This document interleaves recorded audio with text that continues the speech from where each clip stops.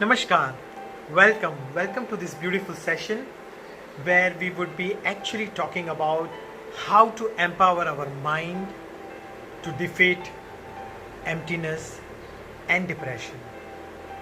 नमस्कार दोस्तों, आपका स्वागत है। इस सत्र में हम कोशिश करेंगे यह जानने की कि हम अपने मन की शक्ति से अविषाद की स्थिति को कैसे प्राप्त करें। So this session we will be conducting in both English and Hindi. यह सत्र हम हिंदी और इंग्लिश दोनों में व्यक्त करेंगे। दोस्तों, आज चारों ओर कोई ना कोई हर तरीके से टूटा हुआ या दुखी है। किसी का बिजनेस ठीक से नहीं चल रहा तो किसी का हार्ट ब्रेक हुआ है। ऐसी स्थिति में यह होना जायज़ है कि वो मन से और तन से बहुत ही विषाद का अनुभव करें। विषाद यानी कि depression. Friends, in today's world almost each one of us are suffering in one form or the other.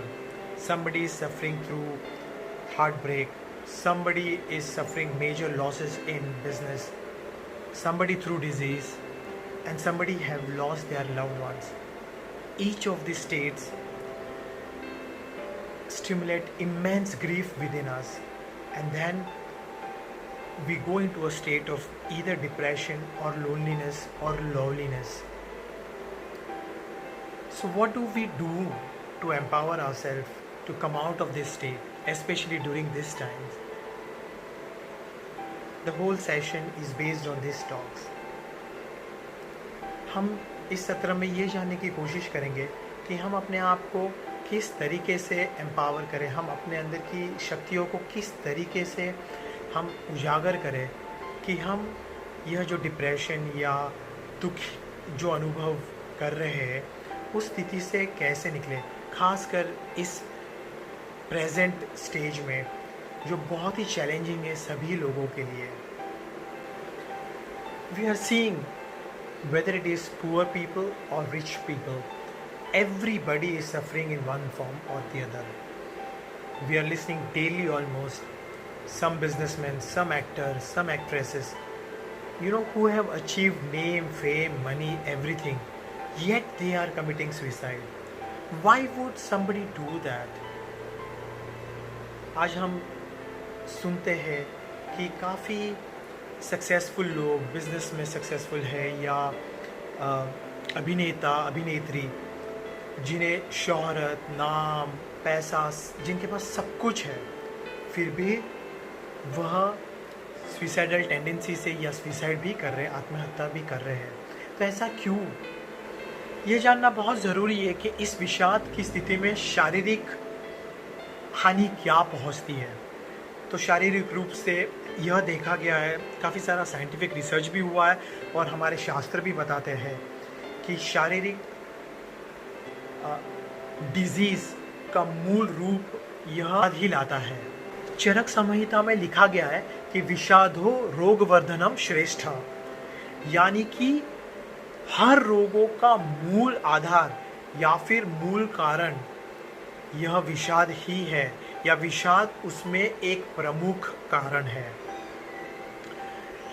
Charak Samhita, an ancient scripture, is actually saying that depression or feeling low, that could be one of the fundamental causes of physical disease. इसे हम हल्के में नहीं रह सकते. We cannot take this lightly. Almost in all kinds of diseases does depression or feeling low manifest, from failure of chief organs like heart, liver, kidney, to migraine or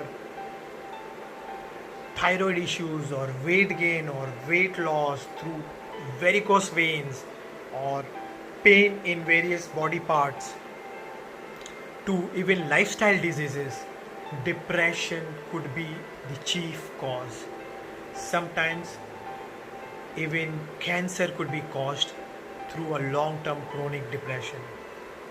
Hence, it is imperative for us to understand this in the initial phases and take charge. दोस्तों,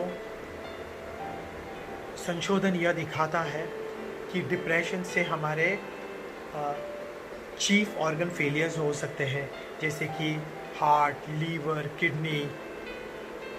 यह भी देखा गया है कि varicose when या शरीर में विविध प्रकार के दर्द, ऑस्टियोपोरोसिस, आर्थराइटिस या फिर ब्रेन के कई फॉर्म्स ऑफ डिजीजेस,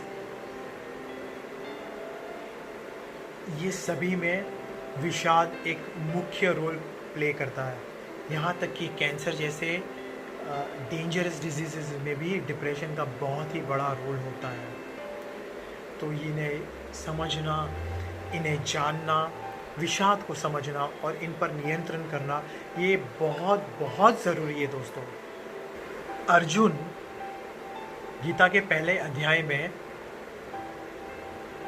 विषाद योग से गुजर रहे थे। विषाद यानी वह भी बहुत डिप्रेसिव स्टेट में थे, बहुत ही लो फील कर रहे थे, क्योंकि अब वह वैसी स्थिति में थे कि उनके स्वतः के प्रियजन, उनके दोस्त, उनके गुरु, उनके स्नेहीजन, वह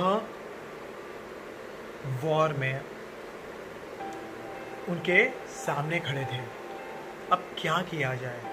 उनसे लड़ा जाए या सब कुछ छोड़ दिया जाए? Arjun was in a state of dilemma in Gita's chapter 1, which is actually Vishad Yoga, where Arjun goes through a very low feeling or state of depression. He's confused, he's deluded, he's completely deluded that how can I kill my own guru, my own loved ones, my own relatives, family. And in this state of loneliness, Krishna gives him and us the key of how we can come out of depression. इसी विषय पर, इसी गीता के अध्याय में कृष्णा हमें समझाने की कोशिश कर रहे हैं, हमें एक चाबी दे रहे हैं गीता के माध्यम से कि हम अपने विषाद से बाहर कैसे निकलें, हम अविषाद योग में कैसे जाएं। विषाद यानी डिप्रेशन की अनुभूति या स्टेट या फीलिंग ऑफ लोनलीनेस। अविषाद यानी एंटी डिप्रेसिव स्टेट, यानी अविषाद योग आपको एम्पावर करता है ये जानने में कि आप लाइफ में कैसे एम्पावर्ड फील करें, कैसे एक उत्तेजित भावना से जीवन को जिए, है ना। तो यहाँ पर हम गीता और संवेद इसके आधार से जानने की कोशिश करेंगे और प्रैक्टिकल मॉडर्न डे एग्जाम्पल से कि हम अपने आप को कैसे एम्पावर करें। We will now learn how to empower ourselves through the wisdom of Gita and Samved, so that we can use the power of mind, intellect and the forces within to defeat this state of loneliness or depression and to be a winner in life. वेद कहते हैं असिद्धि भयात विविधेषु कार्यसु सद्दो अप्रवृत्ति ही, अर्थात apprehension of failure, loss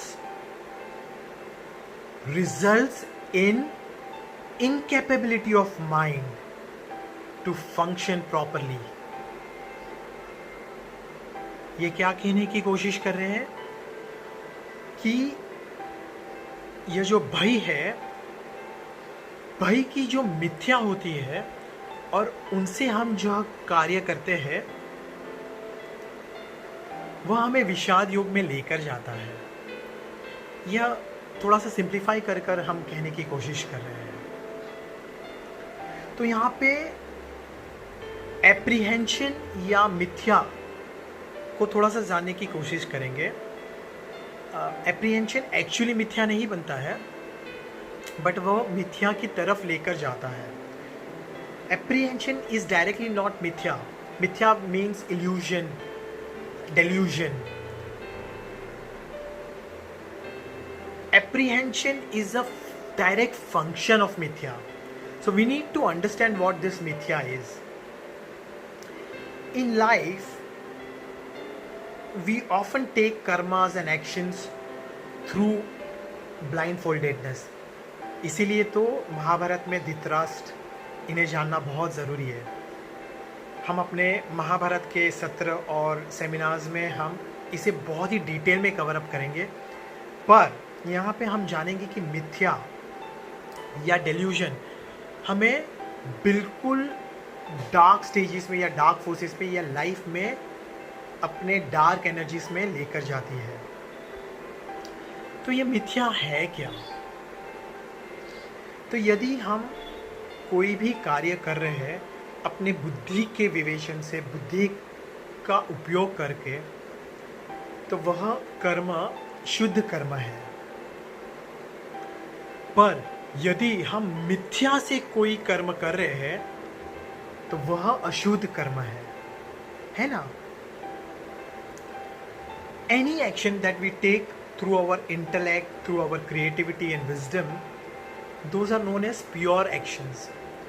However, there are actions which we take through the filter of delusion, through illusion, and they are called as impure actions. Naturally, impure actions, because the input was not right, the output will be wrong, isn't it? अशुद्ध कर्मों में जो हमने input डाला वही गलत था, क्योंकि इनपुट शुद्ध नहीं है, इनपुट मिथ्या पर आधारित है। आपने सत्य घटित या सत्य का विवेचन किए बिना जो इन्फॉर्मेशन आपने गैदर की है, उस बेसिस पर आपने इनकरेक्ट इन्फॉर्मेशन के आधार पर आपने एक इनकरेक्ट कर्म किया। For example, there is a king or a prime minister.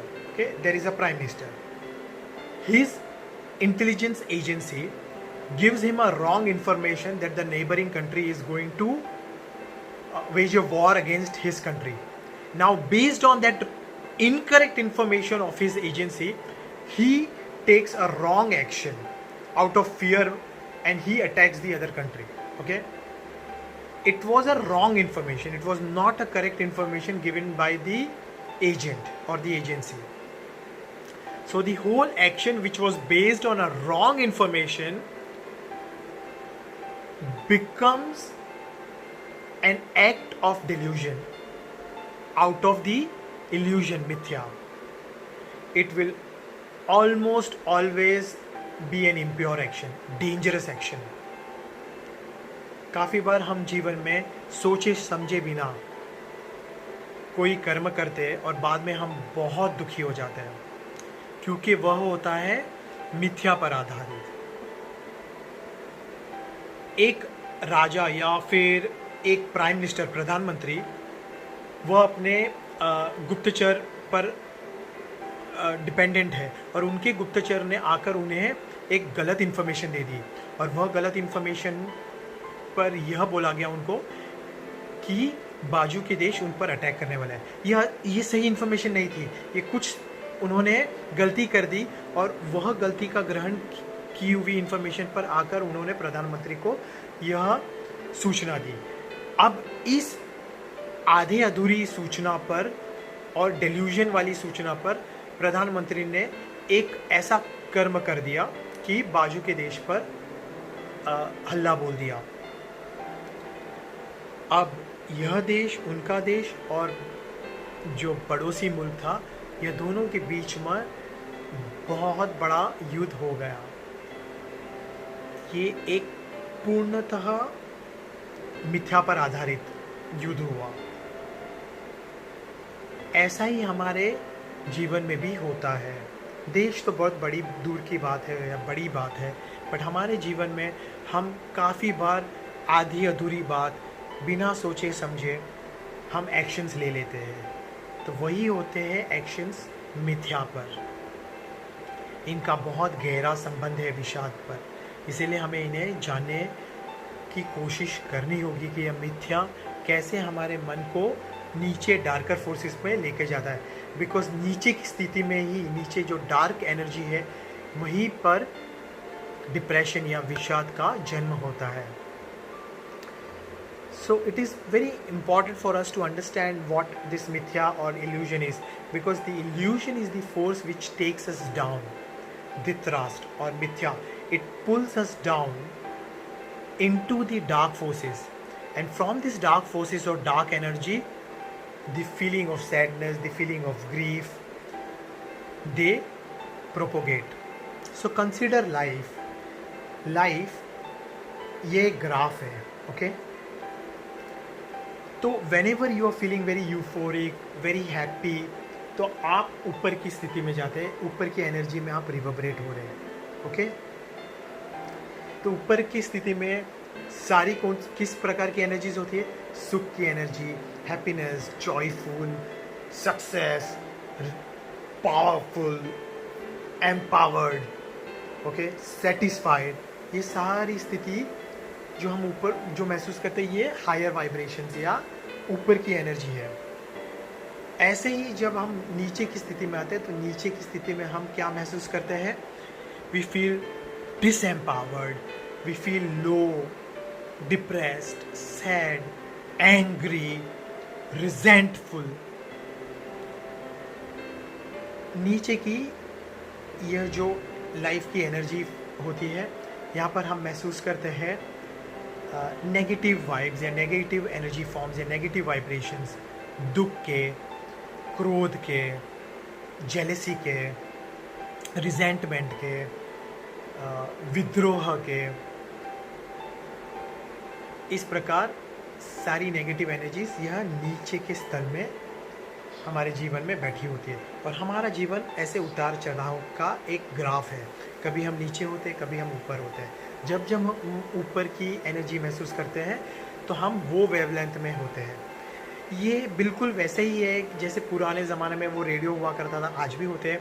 तो रेडियो में हम कोई एक प्रकार का हमें जो गाना सुनना है, तो उस पर हम वो जो चैनल को कैलिब्रेट करते हैं, तो वैसे ही हम हमारे जीवन में भी एनर्जी को कैलिब्रेट करते हैं, है ना, ट्यून करते हैं।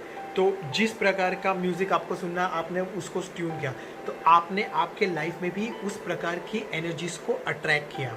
तो यदि आप ऊपर की लेवल की एनर्जीज़ पर ट्यून्ड हो, तो आप ऊपर के लेवल की एनर्जीज़ को, सुख की एनर्जीज़ को, पावरफुलनेस की एनर्जीज़ के साथ आप आपके जीवन को जोड़ रहे हो। और यदि आपने नीचे की एनर्जीज़ के साथ अट्यूनमेंट किया हुआ है, तो आप दुख, रिजेंटमेंट, एंगर, यह सब को पुल करते हो। लगभग हम सभी ये ग्राफ में से जाते हैं, बट जैसे जैसे हम मेडिटेशन करेंगे, योग को अपने जीवन में उतारेंगे और संवेद में सीखेंगे कि इसके बेसिक सिंपल फंडामेंटल प्रिंसिपल्स क्या है, तो उस बेसिस से हम यह जानेंगे कि हम अपने आप को किस स्थिति में किस प्रकार से यह अट्यूनमेंट कर सकते हैं। So we usually in life we perform like a radio wave, and like we tune to a radio depending on which our favorite radio station is. Similarly in life we usually tune to higher energies or lower energies, the energies of happiness and the energies of sadness, and based on what we have attuned to, we start pulling more of that energy, that happiness or sadness. Happiness and sadness are the two level graph of our life. सुख और दुख, यह ऐसे दो boundaries बन जाती है हमारी लाइफ की। सुख यानी कि ऊपर की एनर्जीज, और दुख है यानी कि नीचे की एनर्जी फॉर्म्स। यह सुख और दुख आखिर में है क्या, इन्हें जानना पहचानना बहुत बहुत ज़रूरी है। तो सुख और दुख, हमें लगता है कि यदि हम किसी चीज़ को या किसी व्यक्ति को पा लेते, तो हमें लगता है कि हमें सुख मिलेगा, है ना। अक्सर ऐसा ही मान्यता होती है।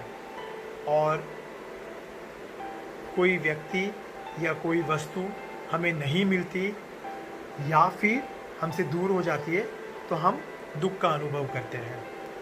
पर क्या सच में सुख या दुख यह वस्तु पर या किसी व्यक्ति पर आधारित है? it is important for us to know what is this happiness and sadness, and what is sadness and happiness dependent upon. Usually we think that when we achieve a certain target or we acquire certain wealth or certain material form, then we will be happy. Or if we achieve someone or someone's attention or someone's love, then we feel that we will be happy in life. And we are in grief when that attention or that love is gone, or we go through a breakup, or um, we feel a loss of that loved one. But in reality, is happiness and sadness direct function of a person or material wealth? We mostly think so, right? Because हमें लगता है कि हमें इतना पैसा मिल जाएगा तो हम खुश हो जाएंगे. We feel that if we are, you know, certain amount, maybe some $1 million or some million rupees, when we acquire, we'll be happy. This is what most of us think, because we compare it with others. But if money or material wealth could have that power, then why are rich businessmen, why are actors and actresses who have immense wealth, immense fame, committing suicide? They have everything what a common layman are aspiring for, right? Yet they are committing suicide. So then what is it that is not that they have achieved, right? Because they have now actually gone through some kind of pain in spite of achieving all that wealth and fame. There must be something which is remaining, isn't it? यदि सुख और दुख सिर्फ इस पर आधारित होता कि किसी वस्तु पर या फेमस होने पर या बहुत सारा पैसा या धन मिल जाने पर ही आधारित होता, तो काफ़ी सारे धनवान बिजनेसमैन, काफ़ी सारे फेमस एक्टर्स एक्ट्रेसेस यह सुसाइड क्यों कमिट करते हैं? उनके पास तो सब कुछ है. तो पैसा, शोहरत है, यदि वह मिल जाने पर आपको पूर्णतः सुख मिल जाएगा, तो फिर सुसाइड करने की क्या गर्ज है? तो एक बात तो क्लियर है कि पैसा और व्यक्ति पर सुख या दुख यह डिपेंडेंट नहीं है. यह मिथ्या है, यह इल्यूजन है कि पैसा और सुख पर यदि हमें इतना पैसा मिल जाएगा तो हम सुखी हो जाएंगे, यदि इनका प्यार मिल जाएगा, यदि ये ऐसा हो जाएगा. ये सारी की सारी मिथ्या है ना? It is very clear that happiness and sadness is not dependent on a particular person or the number or dependent of wealth. Because if it was so, then why would rich people also feel unhappy, sad? They are also going through a lot of sadness of a different nature or of their own kind, but they do feel sad. So then there is some form of illusion which we have, that if we will achieve certain person or certain money or certain wealth or certain material things, we will feel happy. है ना? We first had that box form, the mobile phone. So 20 years back or 25 years back, when the mobile phones were launched, it was every person's dream. Everybody wanted, because it was considered to be such a high status symbol to have a mobile phone. After few years, almost everybody, at least the middle class, gathered access to mobile phones. But by that time, the better slender phones were launched. So now everybody aspired to have that smaller or the slender phones. Now they didn't wanted those bigger phones. So by the time one got hands to the slender phone, one was now very happy that wow, I have. but within a year or so the smartphones were launched. Now everybody wanted those intelligent or smartphones. One fine day the iPhone was launched, and now achieving that iPhone will give me happiness, right? So now I wanted iPhone. So somehow I bought this expensive iPhone. I was very, very happy. So for few days, few months, I was very happy showcasing this iPhone. And then the iPhone 2 was launched. iPhone 3 was launched, and so on and so on. So each time another phone was launched, I was unhappy now. Why? Think. Everything is relative. हमें लगता है कि हम एक चीज़ की प्राप्ति कर लेंगे तो हमें सुख का अनुभव होगा. जैसे कि 20-25 साल पहले सभी को ऐसा लगता था कि हमारे पास एक मोबाइल फ़ोन होना चाहिए, बिकॉज़ वह एक सिंबल था, स्टेटस सिंबल, कि भाई आपके पास मोबाइल फ़ोन है. तो जैसे ही मिडिल क्लास और सभी लोगों, लगभग किसी के पास वो मोबाइल फ़ोन को का अनुकरण करने की क्षमता आ गई, तब तक दूसरे पतले वाले फ़ोन, छोटे वाले फ़ोन लॉन्च हो चुके. तो अब उसमें आपको सुख नहीं है, आपको अभी वो छोटा वाला फ़ोन चाहिए. जब आपने वो छोटा वाला फ़ोन ले लिया और आप अभी सुखी हुए ही थे, तब तक मार्केट में एक स्मार्टफ़ोन हो गया. स्मार्टफ़ोन आपने जैसे वैसे कर कर जुटाया, तब तक आईफोन आ चुका था. आईफोन 1 आपने ख़रीदा, उतने में आईफोन 2 आ गया. तो बस ये बदलते ही जा रहा है. तो आपको लगता है कि आपके पास कुछ लाख रुपए होंगे तो आप सुखी होंगे. जब आपके पास कुछ लाख रुपए आ जाते हैं तो आपको लगता है अभी मेरे पास कुछ करोड़ रुपए होने चाहिए. कुछ करोड़ रुपए आ जाते हैं, बस ये सिलसिला चलते ही रहता है. सुख नहीं मिल रहा है.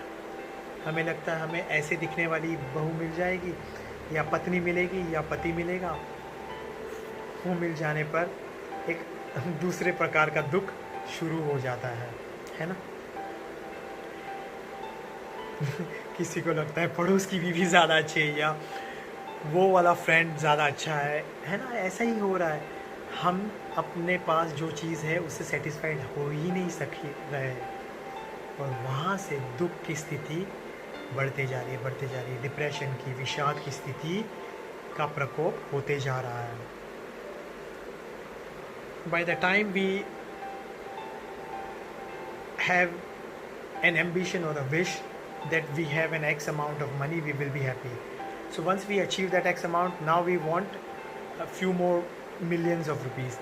By the time we achieve that millions of rupees, we are not satisfied, we are not happy, because now we want some hundreds of millions and hundreds of crores of rupees. And this is going on and going on. Someday we are dying to get attention of a loved one whom you are infatuated to. So somehow you manage to propose her, convince her, enroll her or him, and you get married, and you are so happy. But it is very short lived, because then either your neighbor's wife or neighbor's husband, he or she is far more handsome and beautiful or successful or rich than your wife or husband. And there's this vicious cycle going on and on. We are never satisfied with what we have. This is the root cause. Look at the number of divorces and separation that is happening these days. Because we are not satisfied with this, we want this. Once we achieve another one, the another one is our BF or GF. After few days we go on to the same rut, we want another one. We are not happy. What we are doing with the material wealth or the material phone, we are repeating that with our relationship also, isn't it? So जो हम अपने phone के साथ में, अपने कपड़ों के साथ में करें कि थोड़े दिन यह कपड़ा पहना, बहुत पसंद आया, आपने महंगा कपड़ा ले लिया किसी ब्रांड का, कुछ दिनों के बाद आपका जी भर गया, अब वो वैसे ही आपके वार्डरोब में पड़ा है, अब आपको नए कपड़े चाहिए. और नए कपड़े चाहिए और नए, इसका कोई अंत ही नहीं है। हम सुख का अनुभव कर ही नहीं रहे हैं। कुछ दिनों कुछ क्षण के लिए कर रहे हैं, फिर वापस विषाद में जा रहे हैं। और जो हम कपड़ों के साथ कर रहे हैं, फ़ोन के साथ में कर रहे हैं, वैसा ही हम आजकल अपने रिलेशंस के साथ में भी कर रहे हैं। एक बॉयफ्रेंड, पति, गर्लफ्रेंड या वाइफ, पत्नी, ब्रेकअप, डिवोर्स, अब दूसरे के साथ में रिलेशनशिप की, वहाँ पे भी हमारा मन नहीं भर रहा, जी नहीं भर रहा, हम कुछ और ढूंढ रहे, वहाँ पे ब्रेकअप, फिर तीसरा, फिर चौथा, और ये अनंत काल तक चलते रहेगा, क्योंकि हम जी रहे हैं मिथ्या में। This is happening because we are living in illusion, and this is where the main problem is. If we will understand the key of this, then we will capture what and where we are deluded. Then we can actually correct our path to life. यहीं पे चाबी छुपी हुई है। एक बार हम मिथ्या को समझ लेंगे और ये जीवन पूर्णतः मिथ्या, हमें लगता है हम आए हैं यहाँ पे अच्छी स्कूल में जाएंगे, अच्छे स्कूल में बच्चों को डालेंगे, फिर वो स्कूल से निकलेंगे तो अच्छा कमाएंगे, अच्छा जॉब मिलेगा, खूब पैसा बनाएंगे और खूब पैसे से खूब अच्छा घर लेंगे, खूब अच्छी गाड़ी, खूब अच्छी फैमिली बनाएंगे, और एक दिन अंत आ जाता जीवन का। पूरी जीवन आप एक चीज़ के बाद दूसरी चीज़ों के पीछे पड़े थे, एक घर के बाद बड़ा घर, बड़े घर के बाद एक गाड़ी के बाद बड़ी गाड़ी, एक शादी के बाद बड़ी शादी, या अपने बच्चों की बड़ी शादी करवानी है, आपको बड़ा शो ऑफ दिखाना है, और इसी चक्कर में पूरा जीवन आपने कमाने धमाने में निकाल दिया, सोसाइटी के प्रेशर्स में, दूसरों को दिखाने के डेल्यूजन में, मिथ्या में आप अपने आप के अंदर की आवाज़ को भूल गए हो। You have actually forgotten why you have come here on this earth. You came here for a bigger purpose, a higher purpose. And how will other people or other energies or some form or somehow give you that happiness which is inside of you? You forgot that totally in this illusion. You actually did. That is where the whole pain is coming from. We are so deluded, so disillusioned. हम पूर्णतः भूल गए, हम बाहर के इंद्रियों के विषय में इतने डूब चुके हैं, हमें लगता है कि हमारी खुशी बाहर के लोगों पर, बाहर के विषयों पर आधारित है। यहीं पर तो पूरा गेम हम गलत खेलने लग गए।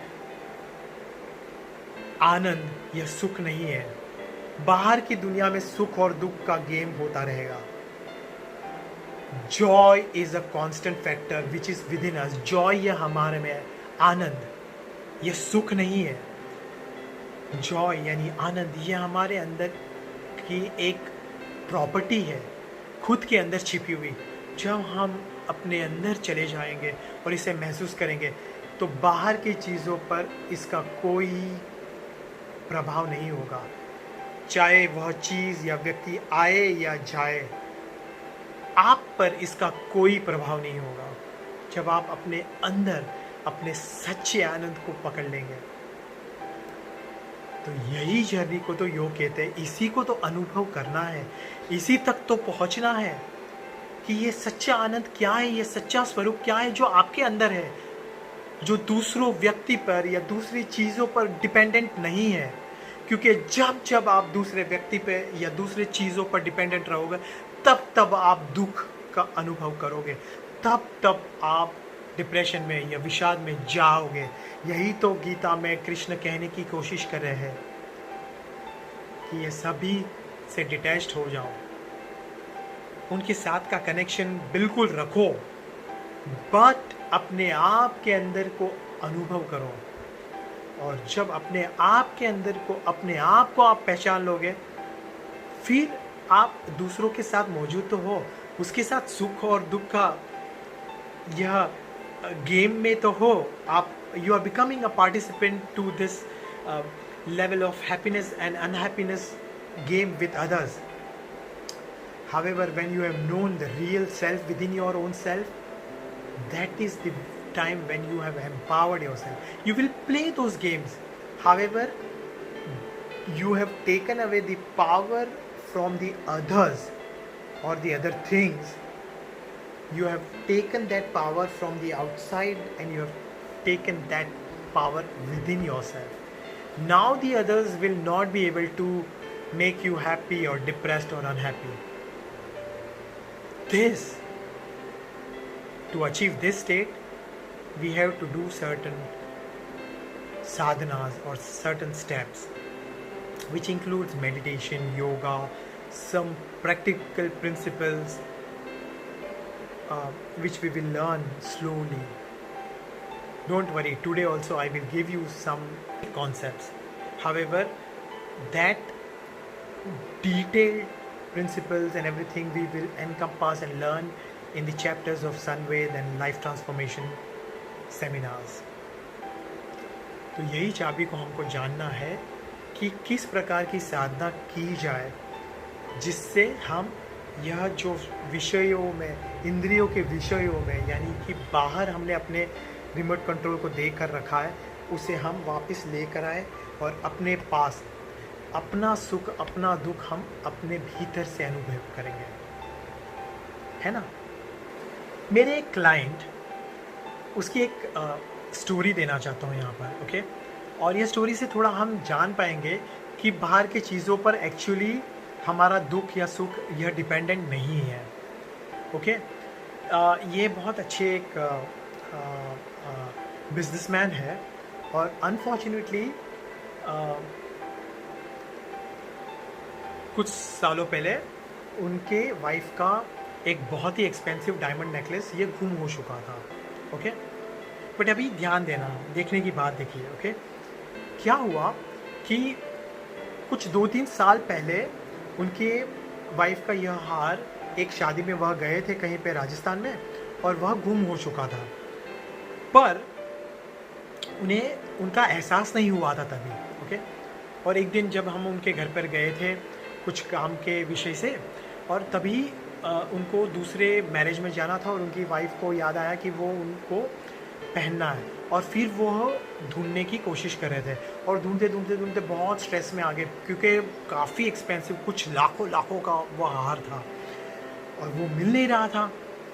और फिर सडनली उनको याद आया कि ये शायद 3 साल पहले जहाँ पर गए थे वहीं पे वो उनसे लॉस हो गया है, वहीं पर कहीं पर घूम गया है।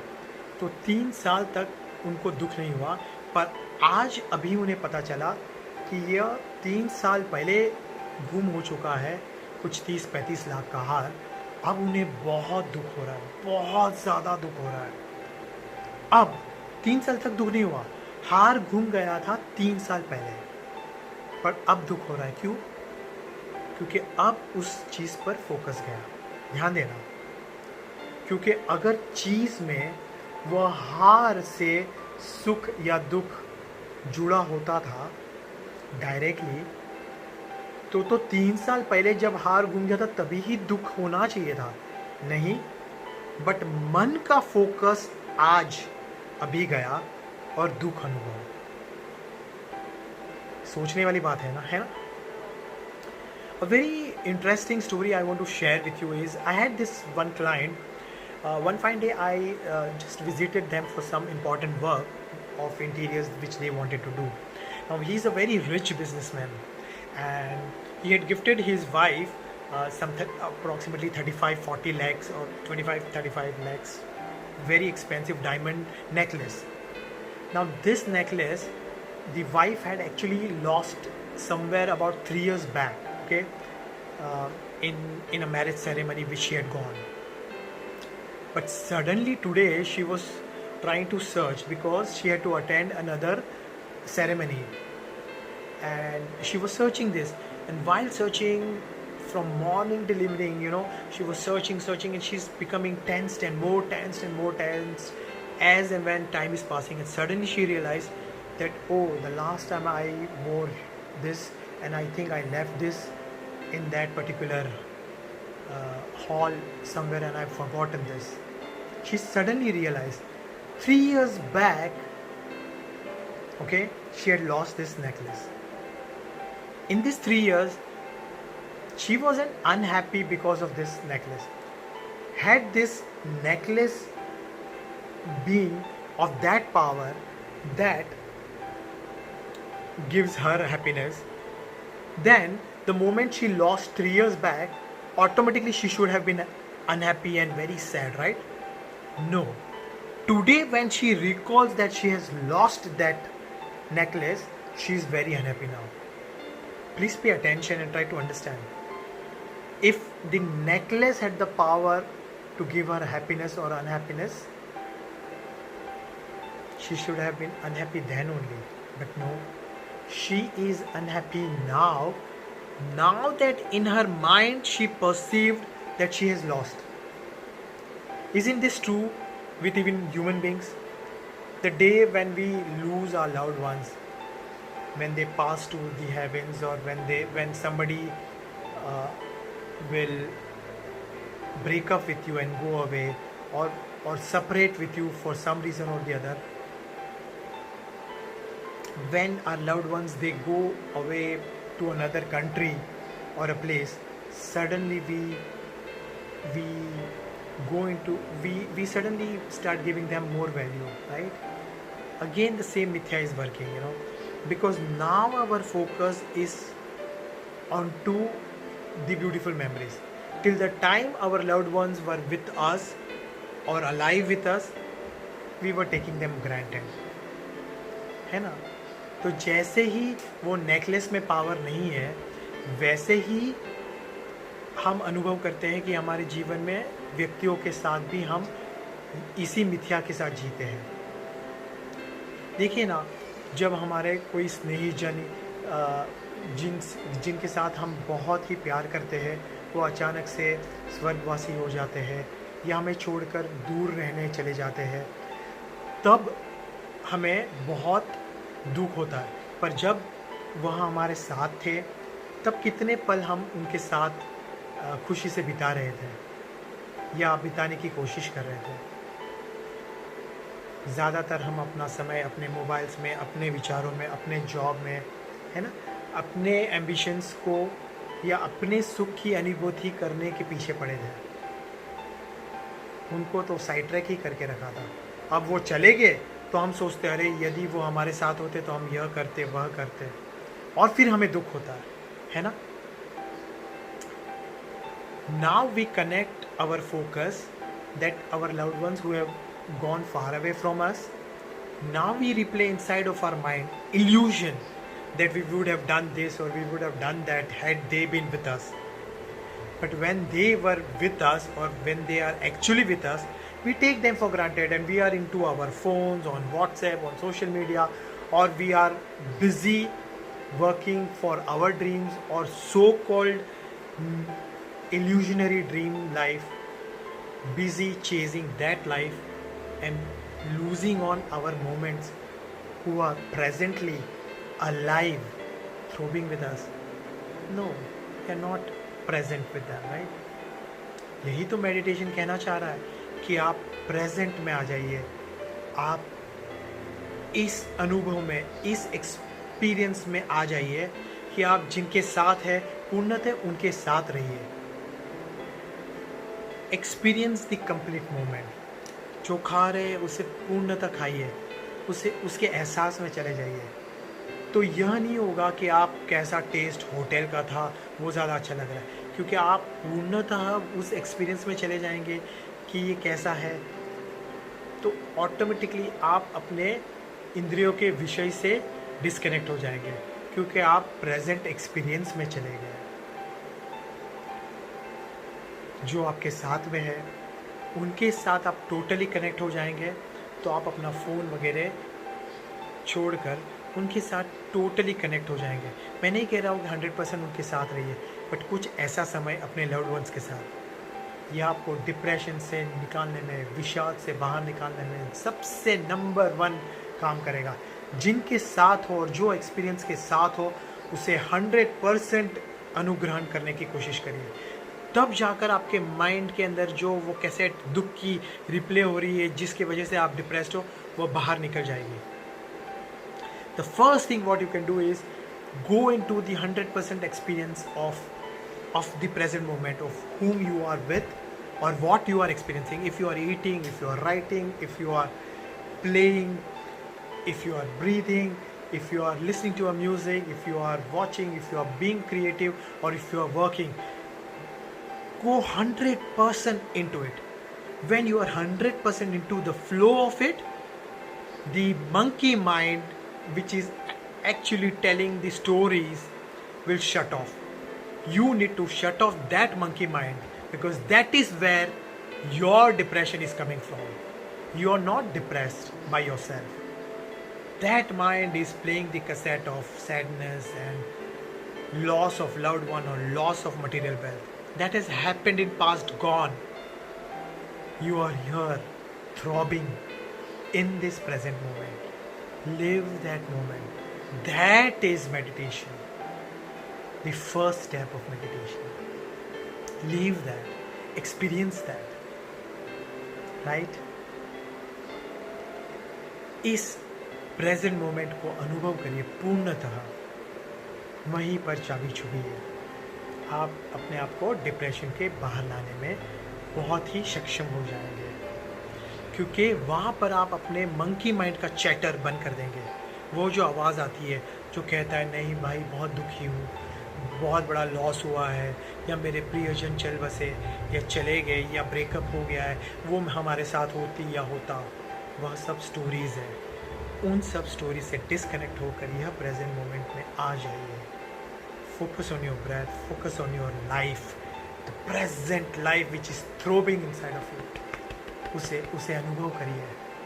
देखिए कैसे यहीं के यहीं आपका मन बदलेगा. यहीं पे आप आपके इंद्रियों के विषय जो बाहर थे उसे अपने पास खींचकर अपने पास अपने भीतर लेकर आ रहे हो. Grab the reins and the control of your life.